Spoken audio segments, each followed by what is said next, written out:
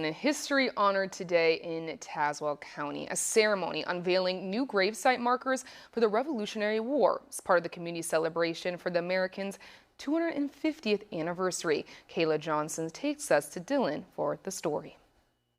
This dedication brought people from all over to Antioch Cemetery, not just to unveil a new marker, but to recognize a soldier whose grave had gone unmarked. Organizers say it was about making sure that sacrifice is visible and permanent for generations. The society says 5 veterans honored had links to major moments of the Revolution, including the Battle of Cowpens, service at Fort Ticonderoga, and service under General George Washington, including events around the Siege of Yorktown. And for 3 of those men, their burial sites were believed to be unmarked. That meant their service could easily fade from view until now. They all served in the American Revolution, and people think, well, how did they get here? But, they moved here with their families. A lot of Tazewell was settled by first sons and first daughters, and in a few instances, they brought their elderly parents with them.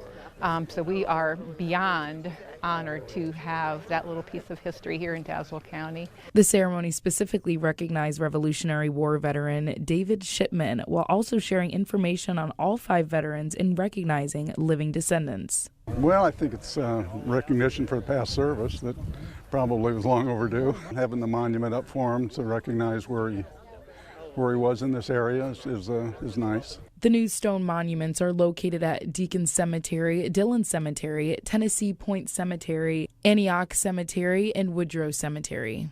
Organizers say this was more than a dedication. It was a reset to local history, putting names back on landscapes and giving the public a new place to remember the people who helped build this country. In Dillon, Kayla Johnson, 25 News.